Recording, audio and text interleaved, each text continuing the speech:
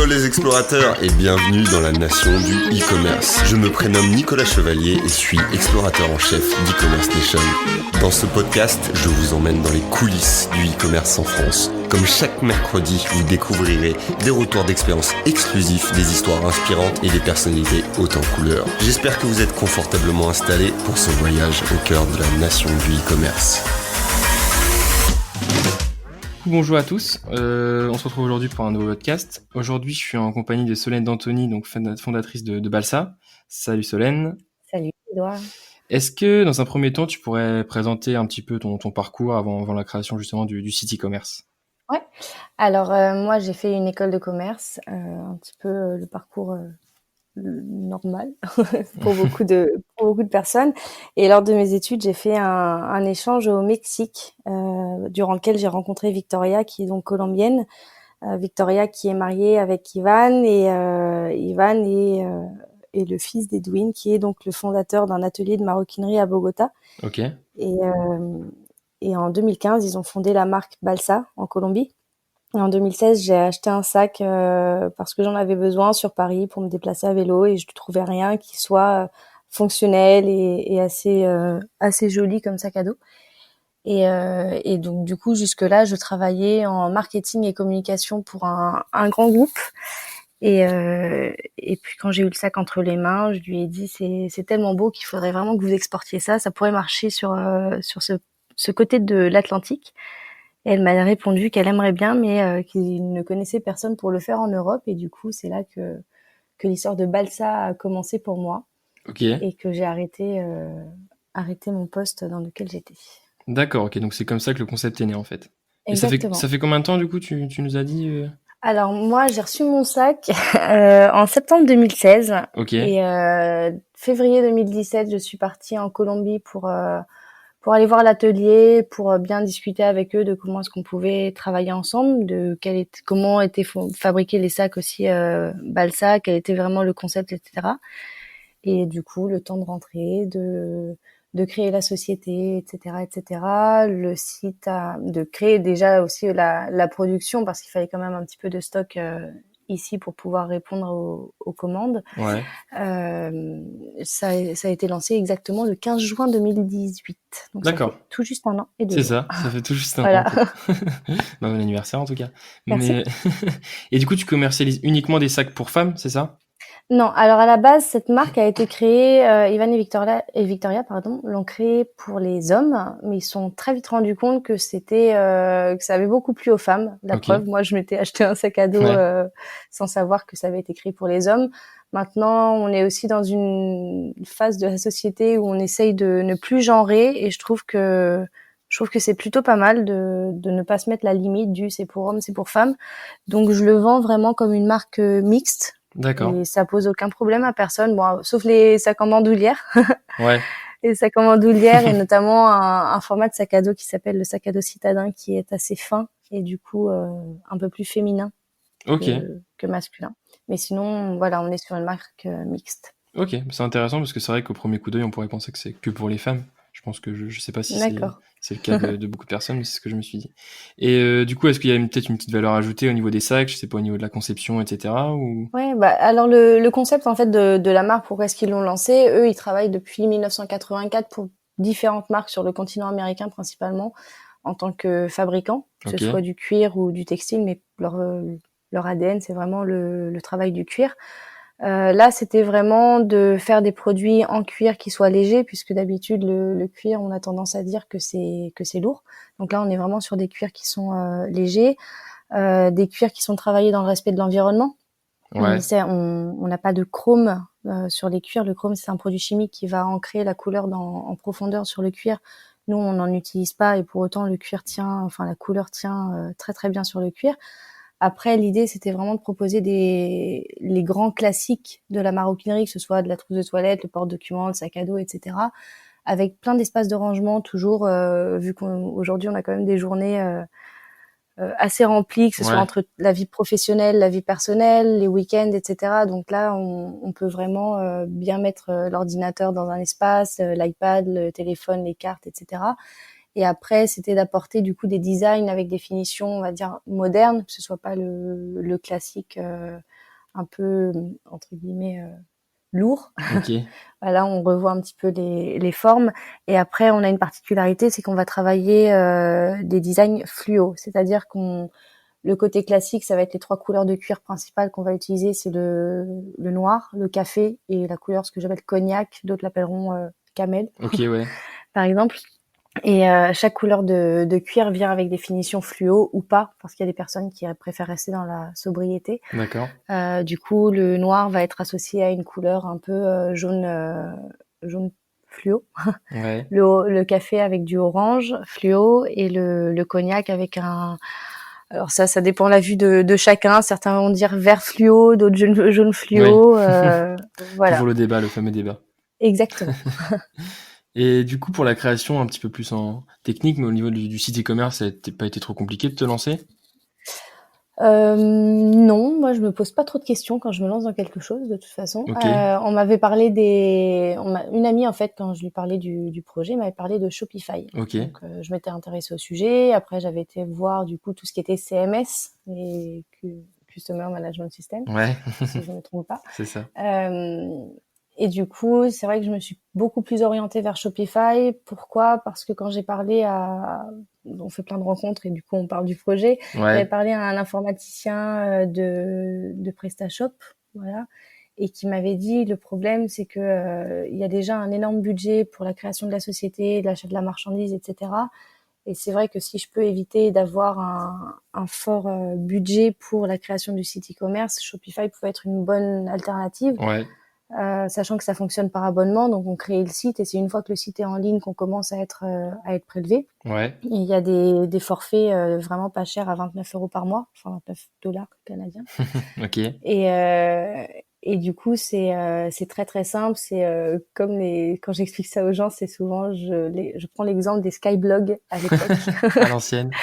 Exactement. Quand voilà, on va mettre une image, le texte et c'est très simple à mettre en place. Ouais. Et on télécharge les applications qu'on veut, que ce soit pour la partie achat, enfin les systèmes de paiement ou les solutions d'envoi de colis. Ok. Donc j'avais trouvé ça très très simple. On m'avait parlé donc les solutions donc open source. Ouais.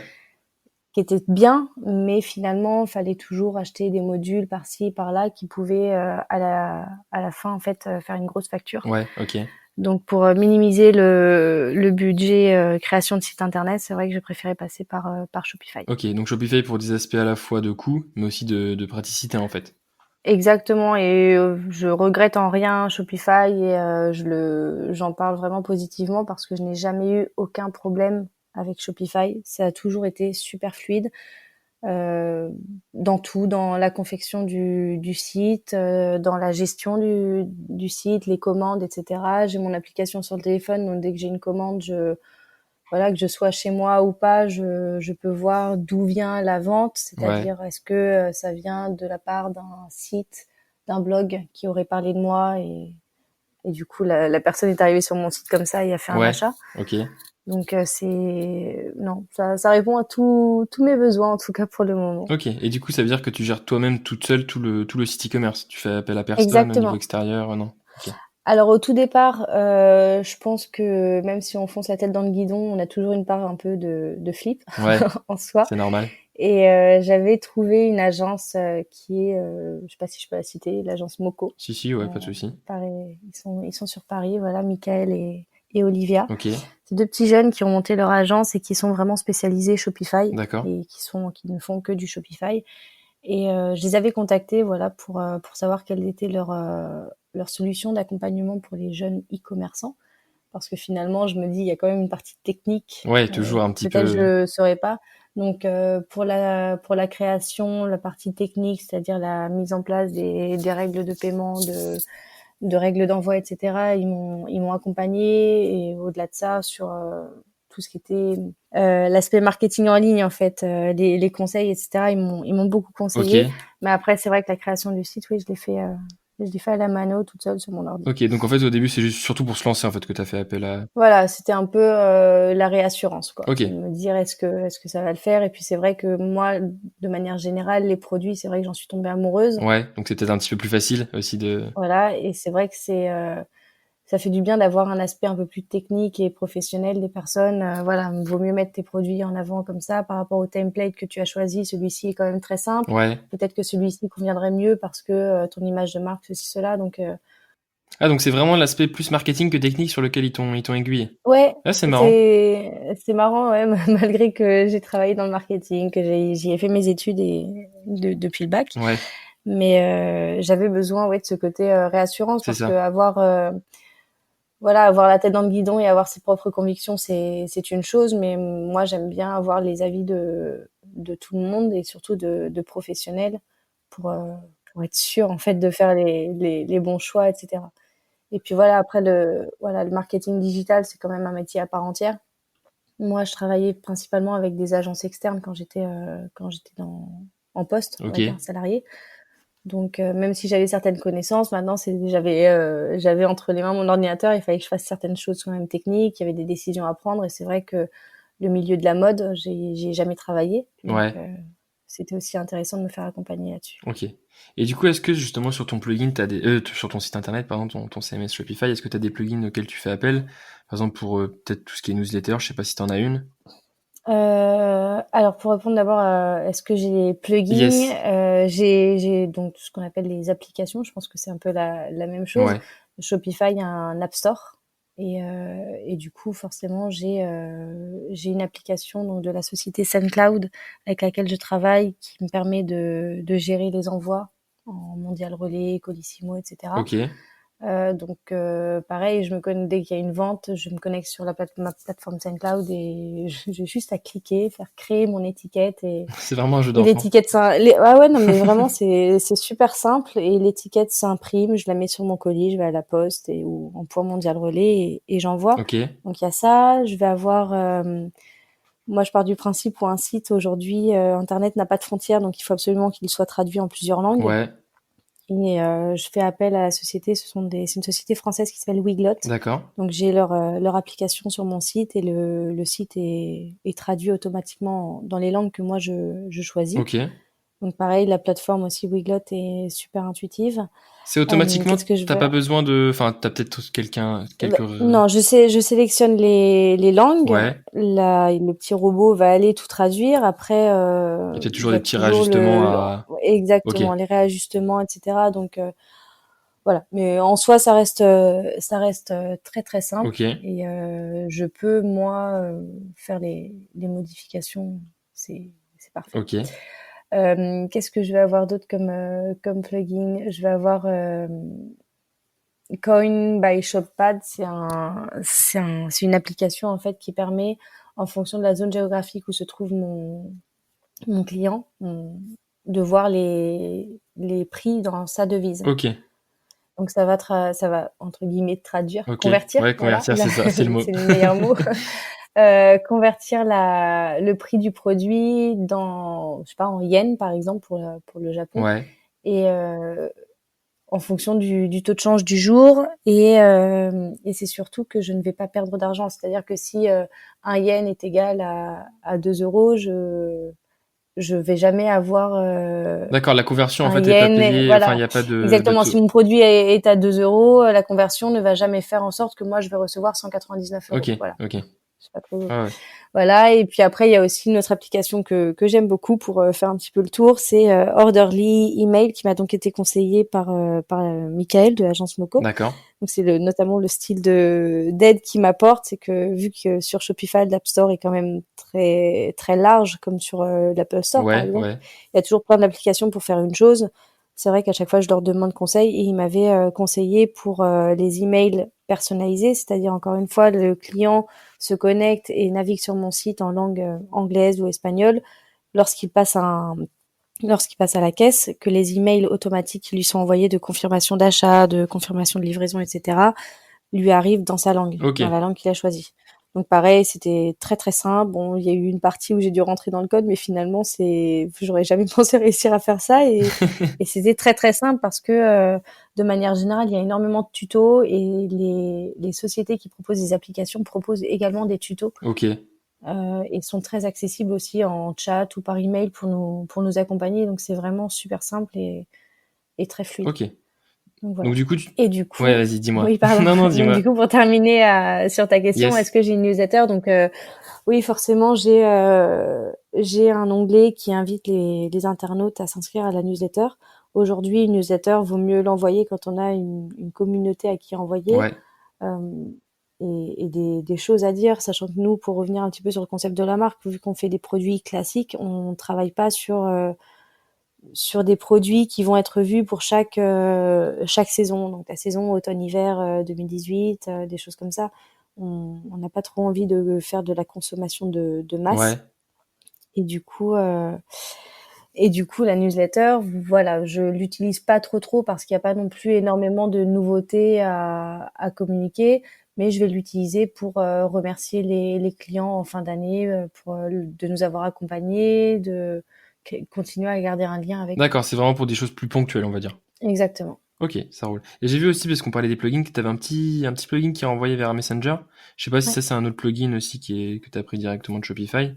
Alors, sur Shopify, il y a un petit onglet dans les canaux de vente qui s'appelle Facebook, il y a Instagram et il y a Messenger et clairement, moi je remplis les cases. Donc on me demande l'Instagram de la marque, donc je mets le Instagram. Ça se connecte, donc ce qui fait que sur Instagram, je peux avoir la possibilité de taguer mes produits pour que les personnes puissent voir les produits et être envoyés sur la fiche produit directement depuis Instagram. Ouais, Mais et par rapport à Messenger, donc j'ai du coup mis le Facebook, j'ai, on va dire, linké ouais. le, mon compte Facebook, ma page Facebook, pardon, avec mon site Shopify. Et du coup, le Messenger s'est automatiquement mis et je peux mettre en ligne ou pas le bouton. Donc voilà, j'ai juste un bouton qui me dit disable et voilà. Ok, Je l'ai mis en enable et du coup, ok. voilà, j'ai le petit bouton Pour Messenger. les bilingues qui nous écoutent. Exactement. Voilà, c'est la plateforme Shopify a été traduite l'été dernier en français, mais il y a encore certaines parties qui sont en anglais. Ouais. Après, c'est pas forcément un frein, j'imagine, quand tu Non, utilises non, pas la... du non, et puis au pire, vous savez, il y a Google Traduction pour Exactement. les non bilingues. Donc voilà. Ok. Et est-ce que aussi tu utilises un plugin pour tout ce qui est, enfin, solution de paiement lorsqu'ils passent à la caisse, tes consommateurs, ou c'est directement intégré dans Shopify? Alors, quand on a un site e-commerce, il faut forcément passer par une solution, un système de solution de paiement, en fait, Ouais, système de paiement. Donc il y en a plein. Moi, il m'avait été conseillé de prendre Stripe, qui est le plus utilisé. Même mon expert comptable me dit que tous ces e-commerçants l'utilisent Stripe. ok, Ensuite, voilà, chacun prend une commission sur les ventes et un fixe. Après, j'ai aussi installé donc PayPal et Amazon Pay ok, parce que dans les quand on lit beaucoup, il y a beaucoup d'articles qui parlent des paniers abandonnés ouais, et à chaque fois le sujet du système de paiement, des moyens de paiement revient. ok, On imagine la personne qui est sur son canapé et qui passerait bien à l'achat, mais ma carte bleue elle est dans mon portefeuille, qui est dans mon sac, qui est c'est dans ça. l'entrée. Et si la personne elle a un compte Amazon Pay ou un compte PayPal, bah c'est beaucoup plus simple. Donc il y a cette partie-là, il y a Ok, aussi la partie je connais pas ce site, ça se trouve c'est un site qui est très très bien fait et qui vend du rêve, mais ça se trouve c'est une arnaque. ok. Donc PayPal et Amazon Pay c'est quand même des gros. On Ouais, a beau les l'aspect sécurité, critiquer quoi. exactement pour l'aspect sécurité et réassurance pour l'internaute. Ok, Donc voilà, donc moi, même si PayPal et Amazon Pay, en toute transparence, prennent des pourcentages beaucoup plus élevés sur chaque vente, je crois qu'ils sont à 3,4. Après, ça dépend aussi les volumes qu'on fait. c'est ça, ouais. Moi, je suis pas encore sur des volumes gigantesques, donc c'est vrai que les marges sont assez importantes. Ouais, Maintenant, ça me dérange pas. Je préfère faire une vente et que le système de paiement me prenne 3,4 que ne pas faire de vente. ouais, Voilà. c'est sûr, Puis c'est si sûr. ça réassure le client, moi, je préfère. Je force personne, donc. Ok. Et justement aussi, tu me parlais tout à l'heure de tout ce qui est livraison avec les colis. Comment est-ce que tu gères toute la logistique? Est-ce que tu stockes dans un entrepôt tes produits? Est-ce que tu envoies directement justement de l'Amérique? Enfin, comment ça se passe? Non, alors moi je fais un stock en France. Ok, et ensuite j'envoie directement chez le client. Donc le stock il est à la maison. Ok. Il y en a un petit peu partout, Ouais, je me doute. mais ça va là. Ils sont calmes les sacs, ils bougent pas Ouais, trop, ils font pas oui, trop de bêtises. c'est le Donc principal.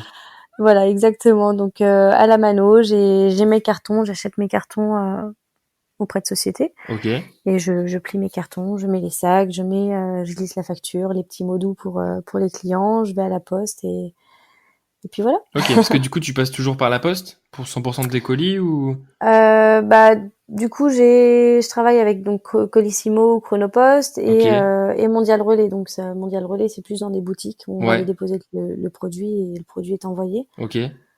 Maintenant il y a plein d'autres solutions. Oui, c'est sûr. Il y a plein de sociétés qui proposent ça. Maintenant voilà, je sais pas. Ouais, t'es très bien avec ces solutions-là, donc... Très bien. Je trouve que les frais sont corrects. Ok, Parce que moi, j'offre la livraison au point relais pour les clients. Je trouve qu'aujourd'hui, d'une part, on est très habitué à ne pas payer l'envoi, ouais, c'est ça. enfin la livraison, et d'autre part, je pense que quand une personne va me mettre 290 € dans un sac à dos en cuir, je peux au moins lui offrir C'est la moindre des le choses. point relais. Exactement. Ok, Maintenant, la partie livraison à domicile. Donc moi, je travaille que sur de la livraison à domicile avec signature. Je veux pas de, je veux pas de problème. Je veux ouais, pas. pour éviter... Pareil, parce on parle beaucoup de la sécurité au niveau des acheteurs, des internautes. Ouais, Par contre, on parle pas beaucoup des fraudes en fait pour les e-commerçants. ouais, Quand même, ça c'est un sujet qu'on découvre quand on se lance en e-commerce. c'est ça, Et du ouais. coup, voilà, moi je préfère éviter tout malentendu avec les clients j'ai pas reçu mon colis, bah oui, mais vous avez signé. Voilà, il y a pas de problème. Ouais, C'est assez transparent et ça c'est pour le coup un sujet enfin un mode de livraison pardon que je n'offre pas, mais que j'utilise comme moyen, comme levier marketing. ok, Voilà. ok. Parce que ouais, j'imagine que c'est un coût un petit peu Ou plus élevé relation pour toi. cliente. C'est un petit peu plus élevé, oui, en effet, et puis ça permet aussi de l'utiliser comme relation client. Voilà. Ouais, J'avais eu un client qui s'était connecté un soir, qui avait pris un sac à 200 €, et puis 20 minutes après, il est revenu et il m'a pris un autre sac à 400 et une trousse de toilette à 100 €. quand même. Donc il avait sélectionné deux points relais différents. Donc je Ouais, l'ai contacté dès le lendemain. Je lui ai dit voilà, si vous voulez, je peux tout vous mettre dans un seul et même colis. Et est-ce que vous voulez que je vous offre la livraison à domicile ou au bureau? Et il a énormément apprécié. Et je lui ai envoyé tout au bureau. ouais, parce que c'est des petites Voilà, choses qui au final coûtent pas grand-chose de exactement. ton côté et au final, bah ça Voilà, ravit le client, quoi.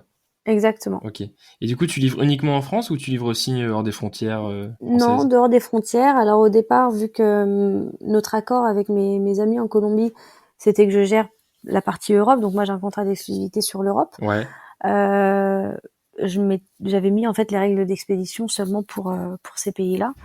Maintenant, quand je me rendais compte que j'avais des paniers abandonnés sur les États-Unis, bah je me suis dit bah go, ouais. je vais les ouvrir. Un manque à Voilà, gagner qui au final, voilà, on s'est accordé. Je préfère vendre que de ne pas les vendre. c'est sûr. Donc du coup, ce sont des zones que j'ai ouvert après. Ok, Et voilà. ok. Et est-ce que tu regardes un petit peu tout ce que font tes concurrents, enfin de près ou de loin, ou c'est pas du tout le cas au niveau de ton secteur? En termes de e-commerce ou en termes de produits? En termes, bah, on va dire les deux, que ce soit e-commerce ou Les deux. produit. Bah, produits, on regarde toujours ce qui se fait pour proposer, vu qu'on est plus sur des produits fonctionnels, donc on regarde, voilà, que ce soit assez fonctionnel. Ouais, Côté e-commerce, bah, je suis quand même cliente également sur des sites e-commerce, donc ouais, forcément, je vais voir en fait le parcours client différemment qu'une personne qui travaille pas du tout en e-commerce. Donc ça permet de s'inspirer. Après, il y a beaucoup d'articles qui sortent sur les dernières tendances, etc. Et on s'en inspire et puis on voit comment on peut améliorer toujours le site ok, e-commerce. ouais, parce que des fois tu peux faire tes achats sur un site qui va pas forcément avoir de rapport avec ce que tu vends, mais au final tu Ouais, vas pas prendre du les tout. bonnes Ça peut être choses des et... chaussures, ça peut être autre chose. Et il y a toujours des petites choses des bonnes idées à prendre à droite, à gauche, qui peuvent être potentiellement en adéquation avec mon site. Ok. Et du coup, on parlait tout à l'heure de Messenger. Justement, sur quel réseau sociaux t'es présent au niveau de ton site? Alors, j'ai Instagram, Facebook, j'ai un compte Pinterest que je n'ai jamais pris le temps de vraiment Ok, travailler. C'est un réseau social que je ne connais pas trop, ouais. même en tant qu'utilisatrice. Donc, euh, donc voilà, mais c'est principalement oui du Instagram. Voilà, Principalement Instagram, toujours pour l'effet, j'imagine, visuel, des sacs, les mettre en valeur, etc. exactement. Ok. C'est vrai qu'il y a beaucoup de monde présent sur Facebook. Maintenant, j'ai l'impression que les gens délaissent un petit peu Facebook. Mais bon, c'est toujours un média à travailler, c'est Ouais. sûr. Mais c'est vrai qu'Instagram, j'y attache un peu plus d'importance. Ok. Et du coup, est-ce que tu as déjà fait appel à des influenceurs ou des personnes justement pour mettre en valeur tes sacs ou c'est pas du tout le cas? Ça n'a pas été le cas? J'ai fait une séance photo avec un influenceur qui a donc communiqué sur la marque. Je sais plus combien de cas il était. Donc j'avais vérifié avant sur des plateformes. On peut vérifier si la communauté de l'Instagrammeur Et est, fiable, entre est vrai, guillemets, ouais. ouais, voilà, est Ok. vrai ou pas, parce que il y a souvent tout ce qui est robots, les faux comptes, etc. Ouais. Donc j'étais en confiance, il y a pas de souci. Maintenant, je n'ai pas spécialement vu un pic en termes de nouveaux followers, Ok. ni en termes d'achat. D'accord. Donc c'est un sujet. Voilà, le marketing d'influence fonctionne, j'en suis persuadée. Maintenant, les Instagrammeurs demandent souvent d'être payés ou d'avoir des produits. Personnellement, je ne peux pas me le permettre. Ouais. Ça travaille la notoriété, ça c'est indéniable. Mais je préfère passer par des personnes qui vont rassembler une communauté, non pas parce que ils présentent un feed Instagram qui va être très joli et rigolo, Ouais. mais des personnes qui vont plutôt être reconnues pour leur métier, que ce soit un humoriste, un chanteur, un artiste, voilà, un Ok. sportif, voilà. Ok. Je préfère passer par ce type de marketing d'influence ou par des blogs comme un camion. Ouais. Je sais pas si tu connais. Des blogs plutôt de mode ou de choses comme ça? Ouais. Exactement, voilà, les blogs de mode vraiment reconnus qui vont fédérer une communauté sur un sujet qui est donc la mode, le Ouais. lifestyle, et qui ont vraiment une communauté qui leur fait confiance. Ok. Et du coup, voilà, comme un camion, par exemple, j'ai travaillé avec eux et ils sont très honnêtes par rapport à leur communauté. Ils m'ont clairement dit, voilà, tes produits en ligne sont très beaux, maintenant on aimerait les voir en vrai Ouais. parce que ça peut être différent et nous, on n'a pas envie de parler d'une marque et que le client, quand il va passer commande, il se dise bah, en fait c'est pas du tout ce à quoi je m'attendais, le produit n'est pas spécialement de qualité, et du coup ils vont perdre la confiance de leur communauté. Donc Ah ouais. je trouve voilà, c'est un petit peu leur cœur de métier de C'est ça proposer aussi, des ouais. marques des nouvelles marques qui soient de qualité à des prix on va dire pas trop déconnants. Ouais. Et du coup, voilà, quand j'ai travaillé avec eux, j'ai beaucoup aimé leur approche et c'est vrai que beaucoup de personnes m'ont connue via leur site. Et c'est vraiment un travail de confiance. Et du coup, enfin, tu comptes refaire appel à eux peut-être dans un futur plus ou moins lointain ou... Oui, bah, on est toujours en contact et en fonction des besoins, on travaillera sûrement à nouveau ensemble. Ok. Voilà, ils ont une communauté qui leur fait confiance et eux me font confiance sur la qualité des produits. Donc Ok, donc c'est voilà, donnant-donnant. c'est toujours l'intérêt de répondre aux besoins des consommateurs qui cherchent à avoir des marques de qualité. Ok, très bien. Voilà. Et au niveau des moteurs de recherche, est-ce que c'est quelque chose que tu travailles, le référencement naturel ou payant, ou pas du tout? Ah, le référencement. Le fameux. Alors, Shopify aide ces boutiques en ligne sur le référencement. Ok. Maintenant, dans quelle mesure, je sais pas trop, mais en tout C'est pas cas, quelque chose auquel tu c'est t'intéresses. pas un sujet où je m'y intéresse, je suis obligée de m'y intéresser, évidemment. Ok. Maintenant, quand on va mettre une photo en ligne, ils nous disent bien de mettre les balises alt. Ouais. Donc toujours travailler les mots-clés, etc. Donc là-dessus, on a un certain accompagnement quand on va créer une fiche produit ou un article de blog. Ensuite, pour toute la partie payante, ça c'est là on sort les rames. Tu utilises pas du tout le référencement payant ou... J'ai essayé de le faire donc en travaillant main dans la main avec Google. Ouais. J'ai pas été très satisfaite. Maintenant, l'idée ce serait de plus travailler avec une agence, sauf que c'est un budget que voilà, soit on y va et on plonge avec une agence dans l'eau pour y aller, il y aura forcément des répercussions, c'est obligé. Mais voilà, il faut pouvoir mettre de côté un certain budget. Ok. Voilà, Donc pour l'instant, c'est pas quelque chose. Pour le moment, j'y vais parcimonie. Ok. Voilà, il y a pas mal de choses. Moi, j'ai aussi la partie B2B, donc la création de collections pour d'autres marques. Donc il y a des budgets à répartir un peu à droite à gauche. De manière générale, le e-commerce, c'est très simple de se lancer grâce au CMS par rapport à tout ce dont on a parlé avant. Mais c'est vrai que pour pouvoir se démarquer, il faut quand même investir en communication. Et là, c'est un autre sujet. Ok. Et du coup, est-ce qu'il y aura des objectifs à plus ou moins long terme pour ton site e-commerce que tu souhaites développer, peut-être des perspectives de développement pour plus tard? Les fiches produits, j'aimerais bien pouvoir développer plus les fiches produits, que ce soit des photos plus lifestyle. Ok. Aujourd'hui, c'est vrai que j'ai des photos packshot, c'était quelque chose de primordial pour moi de montrer les produits, la qualité, les espaces de rangement, les designs, Ouais, etc. parce que de toute façon, sans photo, Les je pense que finitions. les clients n'achètent pas. Enfin, ils Ouais. sont pas rassurés, entre guillemets. Voilà. Donc j'espère en tout cas que les internautes aimeront les photos sur les fiches produits de Balsa. Ouais. J'ai fait mon maximum en tout cas. Maintenant, voilà, plus des photos portées pour qu'on puisse voir ce que ça donne et l'utilisation puisqu'on travaille vraiment la partie fonctionnelle. Donc montrer les espaces vides ou même avec un ordinateur posé, c'est une chose. Ouais. Mais vraiment voir dans l'action, etc. Donc voilà, j'ai un projet en tout cas de faire d'autres photos, des vidéos, etc. Donc ça va arriver. Ok, très bien. Et dernière question, est-ce que tu aurais des petits conseils peut-être pour les personnes qui souhaitent se lancer dans les commerces ou qui sont déjà dedans et qui débutent? De ne pas hésiter à regarder les tutos quand ils ont un frein, ne jamais se dire je ne vais pas y arriver, mais ça c'est propre à la vie de manière générale.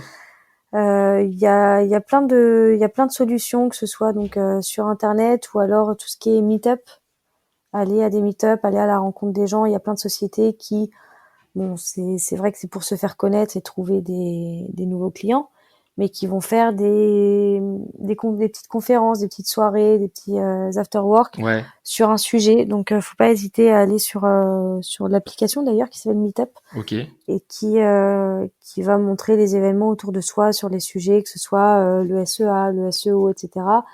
Et c'est des événements pendant lesquels ils vont pouvoir rencontrer des spécialistes, pouvoir échanger, un petit peu se sortir la tête de l'eau et apprendre certaines choses, avoir des tips, etc. Et après pouvoir les mettre en pratique de leur côté. Mais voilà, toujours voilà, lire des articles, aller à la rencontre des gens, c'est vraiment voilà, moi j'ai rencontré pas mal là depuis un an que je me suis lancée. Je me suis faite pas mal de contacts, copains, copines qui se sont lancés également et c'est vrai que ça fait du bien quand on est entre nous d'en parler parce qu'on a beau avoir des amis qui nous soutiennent, Ouais. qui sont derrière nous, Ça fait ils pas savent tout. pas vraiment ce qu'on vit et du coup voilà avoir des retours d'expérience, bah voilà regarde moi j'ai fait ça et je vais pouvoir t'aider, etc. Il y a beaucoup d'entraide entre créateurs et entrepreneurs et franchement faut pas hésiter à y aller, il y a vraiment des personnes en or à rencontrer. Donc voilà. Ok, très bien. Est-ce que tu auras quelque chose à ajouter pour les auditeurs ou Non, pas spécialement. je pense qu'on a fait Voilà, le tour? Ok. Ok, bah je pense n'hésitez pas également à aller qu'on a voir fait le le site tour. Balsa. Bah oui, t'as raison, tu fais ta pub. Bah Voilà. justement, ouais, n'hésitez pas à aller sur le site Balsa ou sinon directement sur les réseaux sociaux Facebook et Instagram, c'est ça? Exactement. Ok, nickel, bah pas de souci. Il y a juste un petit hic sur les réseaux sociaux, c'est que Yes, aujourd'hui en France et en Colombie, on n'est pas dans les régions géographiques qui permettent d'avoir une page mère d'accord, et de gérer en fonction de la zone géographique sur laquelle on veut communiquer. Donc on a deux pages. d'accord. On a la page Colombie, on a la page France. Donc moi c'est FR. Ok, logiquement. Ok, Voilà. nickel. Bon, en tout cas, merci. Merci Solène. Merci beaucoup à toi. Et je te dis à très vite. Merci, à bientôt. Salut. J'espère que ce podcast vous a plu. Je vous donne rendez-vous la semaine prochaine pour la découverte d'une nouvelle personnalité. N'hésitez pas à vous abonner au podcast des explorateurs du e-commerce sur votre plateforme préférée et à partager sur les réseaux si vous avez apprécié cet épisode. À très vite pour de nouvelles aventures et n'oubliez pas que l'exploration se poursuit sur e-commerce nation.